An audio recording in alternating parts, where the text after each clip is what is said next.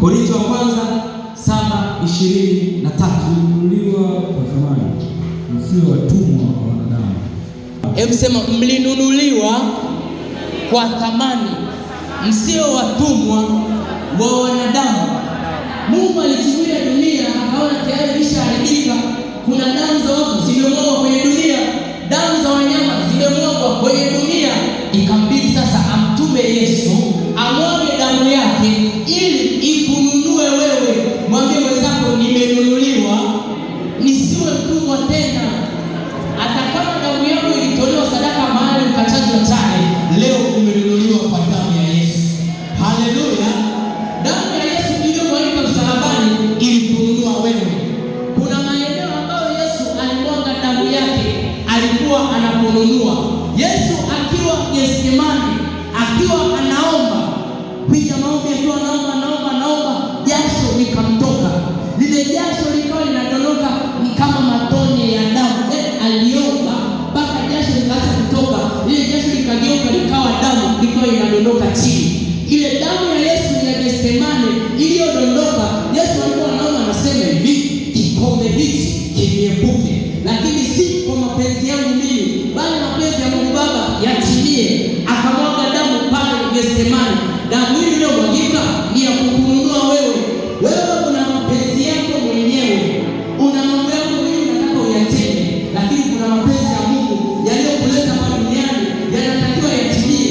Yesu yeye ana mapenzi yake, lakini kuna ya Mungu anasema mapenzi yangu yasitimie, lakini ya kwako yatimie. Mungu yatimie, lakini hataki. Kwa sababu gani? Anaona vita iliyoko mbele ni ya namna gani. Kwa damu ikamwagika ya kuyakuta mapenzi yako mwenyewe na kuyaruhusu mapenzi ya Mungu. Hebu sema, kuanzia leo ninajiachilia damu ya Yesu iliyonunua pale msalabani, ninayakuta mapenzi yako mwenyewe, ninayaruhusu ya Mungu yatimie kwenye maisha yangu kwa jina la Yesu. Kwa kawaida dunia imeharibika, kuyatenda mapenzi ya Mungu ni ngumu. Ilibidi damu imwagike kwanza, inyamazishe damu ambayo inakuzuia wewe kuyatenda mapenzi ya Mungu. Kwa sababu gani? Ardhi ishalaaniwa, ukalia kwenye ardhi ni laana. Ilibidi damu imwagike ili iondoe laana, iyavute mapenzi ya wanadamu, iruhusu mapenzi ya Mungu yatimie kwenye maisha yako. Namna ambavyo Yesu alikununua pale Gethsemane, urute mapenzi yako mwenyewe, uyaruhusu ya Mungu kwenye maisha yako. Haleluya! Lakini eneo lingine la damu iliyomwagika msalabani ni mikononi. Damu ya mikononi, alichomwa misumari ndani ya mikono. Ndani ya mikono yako kuna mamlaka. Biblia inasema utaweka mikono juu ya wagonjwa nao wapokee afya. Lakini mikono yako imeibiwa. Itanunuliwaje sasa? Itanunuliwa kupitia damu. Kama damu imemwagika, lazima na damu nyingine fanye nini?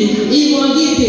Biblia inasema atakayemwaga damu ya mwanadamu, na damu yake huyo itamwagwa, inamwagwa ili kulipa ile damu iliyomwagika.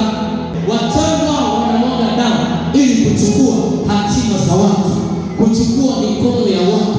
Yesu ilibidi damu imwagike msalabani ya mikononi ili kuinua mikono yako. Mwambie mwenzako, nimenunuliwa kwa damu ya Yesu.